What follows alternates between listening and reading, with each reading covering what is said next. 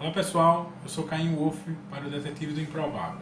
Hoje nós temos um tema sério, delicado, que envolve a fé, os santos incorruptíveis. É um tema complexo que é tão atacado quanto qualquer outro tema pelos céticos do realismo fantástico e está entre os grupos de milagres, né, e de situações inexplicáveis que tem para muitos provas históricas inquestionáveis. Espero que todos gostem do vídeo de hoje e vamos a ele.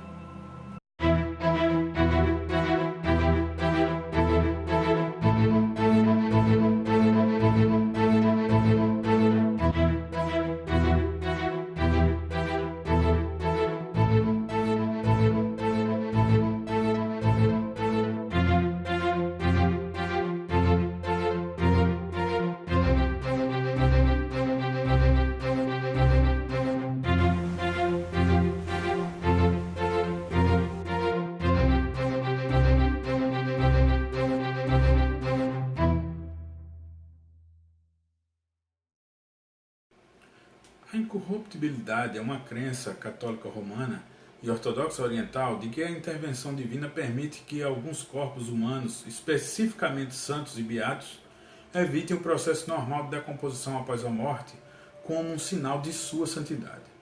Corpos que sofrem pouco ou nenhuma decomposição ou decomposição tardia são às vezes referidos como incorruptos ou incorruptíveis. Acredita-se que a incorruptibilidade ocorra mesmo na presença de fatores que normalmente apressam a decomposição, como nos casos dos santos Catarina de Gênova, Julie Billiard e Francisco Xavier. No catolicismo romano, se um corpo é julgado como incorruptível após a morte, isso geralmente é visto como um sinal de que o indivíduo é um santo. A lei canônica permite a inspeção do corpo para que as relíquias possam ser levadas e enviadas para Roma. As relíquias devem ser seladas com cera e o corpo deve ser substituído após a inspeção. Essas inspeções rituais são realizadas muito raramente e só podem ser realizadas por um bispo que respeite a lei canônica. Uma comissão pontifícia pode autorizar a inspeção das relíquias e exigir um relatório por escrito. Após a inspeção solene das relíquias, pode ser decidido que o corpo é apresentado em um relicário aberto e exibido para a veneração. A lei católica permite que os santos sejam enterrados sobre o altar, para que a missa possa ser celebrada acima do cadáver. As relíquias de Santa Bernadette foram inspecionadas várias vezes, e relatos do tribunal da igreja confirmam que o corpo estava realmente preservado. A abertura do relicário foi assistida por múltiplos cânones, o prefeito e o bispo, em 1919, e repetida em 1925. Nem todo santo, no entanto, deve ter um cadáver incorruptível. Embora a incorruptibilidade seja reconhecida como sobrenatural, ela não é mais considerada um milagre no reconhecimento de um santo. Os corpos embalsamados não eram reconhecidos como incorruptíveis. Por exemplo, embora o corpo do Papa João XXIII permanecesse em um estado notavelmente intacto depois da sua exumação, oficiais da igreja observaram que o corpo havia sido embalsamado e, além disso, havia falta de oxigênio em seu caixão tríplice selado. A incorruptibilidade é vista como distinta da boa preservação de um corpo ou da mumificação. Há uma distinção entre eles. Corpos incorruptíveis costumam ter o odor da santidade, exalando um aroma doce ou floral e agradável. Para a Igreja Ortodoxa Oriental, por sua vez, é feita uma distinção entre mumificação natural e o que se acredita ser incorruptibilidade sobrenatural. Embora a incorruptibilidade geralmente não seja considerada um pré-requisito para a santidade, há um grande número de santos ortodoxos orientais cujos corpos foram encontrados incorruptos e tem muita veneração entre os fiéis. Nesses eu posso incluir Anthony, John, Eustáquio, Santo Alexandre de Sirvi, talvez seja o melhor deles. As relíquias dele, incorruptas, foram retiradas do mosteiro de Sivir pelos bolcheviques em 20 de dezembro de 1918, após várias tentativas frustradas de confiscá-las. Finalmente, as relíquias sagradas foram enviadas para a Academia Médica Militar de Petrogrado. Lá, eles permaneceram por quase 80 anos. O ateísmo era oficial. O segundo descobrimento das relíquias de São Alexandre ocorreu em dezembro de 1997, antes de seu retorno para o mosteiro de Sivir. São João, o russo, Santo Loassaf de Belgorod é outro exemplo. Em 1918, os bolcheviques removeram também as relíquias do santo de seu santuário na Catedral da Santíssima Trindade de Belgorod. E, por cerca de 70 anos, seu paradeiro permaneceu desconhecido. Em 1927, a catedral foi demolida. No final dos anos 80, as relíquias foram descobertas no Museu de Religião do Ateísmo de Leningrado.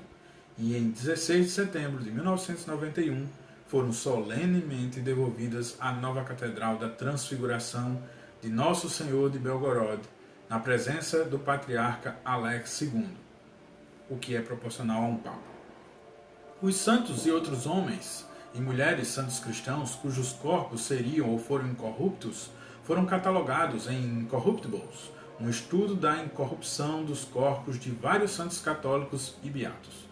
Um livro de 1977, de Juan Carroll Cruz. Durante as escavações de mármore no caminho dos Apianos, na primavera de 1485, os trabalhadores encontraram 3 caixões de mármore. Em um, 12 pés abaixo da terra, estava um cadáver de uma jovem mulher, que parecia ter sido enterrada naquele dia, apesar de ter cerca de 1.500 anos de idade. O cadáver atraiu mais de 20.000 espectadores nos primeiros dias, muitos dos quais acreditavam ser a jovem Túlia, filha de Cícero, cujo o epitáfio estava em um dos túmulos. Alguns exemplos de santos que a gente também pode citar tem como exemplo o corpo de Maria Santíssima do Divino Coração. Foi encontrado incorrupto pela Igreja Católica, e o corpo de Santa Bernadette de Lourdes, com rosto de cera e cobertas de mão, declarado incorrupto por uma comissão de 1909. As exumações subsequentes indicaram algum tipo de corrupção. O corpo de São João Maria Vianney usando uma máscara de cera até hoje, encontrado incorrupto pela Igreja Católica, também é um exemplo. O corpo de São Padre Pio de Pietrelcina, usando também uma máscara de silicone, encontrado incorrupto pela Igreja Católica. Ele morreu em 1968. O corpo de Santa Rita de Cássia, muito conhecida no Brasil, também foi encontrado incorrupto pela Igreja Católica, tendo ela morrido em maio de 1457. Um guia me contou que certa vez um faz-tudo do convento movia um corpo desses santos, e ele então pôde ver que ainda era muito flexível, curiosamente flexível, e é provável a palavra mais comum associada a cadáveres incorruptos e não realistas. Em sua essência, a incorruptibilidade significa apenas que o corpo foi deixado em um estado que deveria ter levado à putrefação ou à liquefação de vísceras, mas não o fez. Isso acontece sem uma explicação científica. Então, corpos embalsamados, múmias, casos de saponificação humana e corpos encontrados em pântanos estão fora dessa categoria. Há também a incorruptibilidade parcial, onde alguns órgãos apodrecem e outros, geralmente os obviamente simbólicos, não chegam a apodrecer, como o coração de São Vicente de Paulo. O fato de que a incorruptibilidade depende da putrefação é particularmente significativo se você lembrar do putridarium. Se apodrecer na cripta da paróquia era uma grande metáfora para a punição no purgatório, ou seja, que foi para o purgatório, os santos incorruptíveis parecem dizer: obrigado, mas não precisamos de nenhum tempo no purgatório. Estamos literalmente bem. É por isso que a Ordem de Santa Paula é tão ansiosa para preservar e exibir seu corpo. Assim como os ossários públicos, os santos incorruptíveis são vistos como manifestações físicas de almas que foram diretamente para o céu, não passaram pelo purgatório. Mas como ícones e relíquias, os corpos são apenas miraculosos, no sentido de que milagres são atribuídos à sua veneração. De acordo com a doutrina da Igreja, a incorruptibilidade sozinha não pode ser considerada um milagre. Explicações científicas mais sofisticadas, assim como erros encontrados em centenas de anos de registro de preservação, forçaram a Igreja a reconsiderar quais santos mereceram realmente o título em primeiro lugar. Mas mesmo que isso não seja milagroso, a incorruptibilidade não parecerá ser só não apodrecer. Quando um corpo é exumado, como o de Santa Paula, geralmente é porque a santidade parece provável e a Igreja quer mover o corpo para um lugar mais proeminente. Durante o movimento, os membros do clero inspecionam os restos mortais para se certificar de que eles têm a pessoa certa e talvez cortar alguns pedaços para usar como relíquias portáteis. É assim que a maioria dos incorruptíveis é encontrada. No momento da inspeção, espera-se que um cadáver incorrupto seja flexível e completo, e pareça mais ou menos como no dia em que foi enterrado, a despeito de qualquer dano à sua mortalha, roupas funerárias ou o próprio caixão onde ele foi encontrado. Muitas vezes você ouvirá relatos de um cheiro doce, floral, vindo do cadáver, chamado odor de santidade. Em alguns casos, diz que a condição do corpo até melhora. Exemplo, o ferimento maciço que matou San Josafate, supostamente curou após a sua morte. Mas o que é confuso é que, mesmo que um corpo seja considerado incorrupto, o estado original durante a inspeção geralmente não é permanente. No passado, a deterioração de cadáveres incorruptíveis poderia ser atribuída à exposição do corpo ao ar ruim. De acordo com uma equipe de paleopatologistas modernos da Universidade de Pisa, isso não está muito longe da verdade. Com o apoio do Vaticano, a equipe estudou microenvolvimentos nos antigos túmulos de cadáveres incorruptos. Então, eles descobriram que pequenas diferenças na temperatura, umidade e técnicas de construção levam algumas tumbas a produzirem corpos naturalmente preservados, enquanto outros, na mesma igreja, não. Agora, você pode debater o papel de Deus na escolha de quais corpos entraram em quais tumbas, antes dessas diferenças serem conhecidas pelos homens. Mas nós vamos continuar com a ideia dos cadáveres. Uma vez que os corpos incorruptos foram removidos desses climas, ou se os climas mudaram, eles se deterioraram. Isso pode ter sido o que aconteceu com São Francisca Romana, que foi considerada incorrupta 4 meses após sua morte, em 1440, apenas para ser encontrada totalmente esqueletizada em 1698. Embora você ainda ouça as pessoas se referirem a ela como incorrupta. Os fatores da intervenção humana também estão na decadência dos incorruptíveis. A de Santa Catarina de Bolonha ficava negra de todas as velas e lâmpadas de óleo que queimavam em seu santuário. Também é bastante comum ouvir sobre pessoas tentando preservar o estado incorrupto de um cadáver, apenas para que ele seja um tiro pela culatra no final. Enquanto Santa Paula sobreviveu ao seu banho de ácido em uma peça, o corpo de San Julián Eymard foi acidentalmente destruído por um tratamento semelhante, usando ácido carbólico.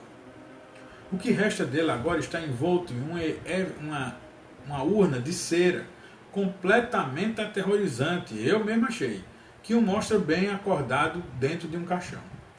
O uso da cera foi um meio de um artista pesquisar e ver um pouquinho mais de confusão e incompreensão quando se trata de deixar um corpo incorruptível. Existem milhares dessas urnas, efígies de cera nas igrejas católicas. Alguns têm relíquias até dentro delas, outros não têm nada, só é o corpo. Talvez algumas centenas sejam cadáveres totalmente incorruptíveis usando máscaras de cera. O Vaticano não tem mais uma lista. Então ninguém sabe quantos santos incorruptos existem realmente no mundo. O estilo do trabalho com cera vai desde retratos detalhados como o da Beata Ana Maria Taigi, até revestimentos monocromáticos mais minimalistas. A menos que você saiba quem é quem, pode ser impossível distinguir a urna dos corpos. Em outros casos, os revestimentos são mais óbvios. Você verá máscara de metal, como a que é usada pelo Papa São Pio V, ou santos enterrados e representados por uma escultura que mostra como eles foram encontrados, como é o famoso caso de Santa Cecília, também mais conhecida aqui no Brasil. Mas conceitualmente, essas capas são as mesmas coisas que máscaras de cera. É só que a cera imita a carne tão bem que o retrato se confunde com truque, especialmente em igrejas que não têm muita informação disponível. Mas falando sério, ninguém está tentando enganar você quando coloca um santo incorrupto ou fingir que esses corpos parecem ter acabado de ir dormir ou morrer. O que tem ali é um mistério da fé. Está lá mumificado ou coberto de cera, não importa. O que vale é que você pode surpreender-se com o quanto os céticos concordariam, quando começam a estudar, com as freiras que vivem ali todo dia, junto dos santos incorruptos. Fica então evidente a sensibilidade que um estudo como o dos santos incorruptíveis exige do pesquisador, exige do candidato a detetive do improvável. Aqui no Brasil nós temos vários locais de visitação, mesmo em cidades bem afastadas dos grandes centros, você tem muita manifestação religiosa com suas relíquias religiosas. Então fica um convite para que você faça suas próprias pesquisas, suas próprias viagens e publique, divide, mande para a gente. Nós estamos sempre aqui abertos a ouvir as versões dos religiosos, dos cristãos, dos pesquisadores. Esse foi o vídeo de hoje e fica então essa reflexão que vai além das fronteiras da fé.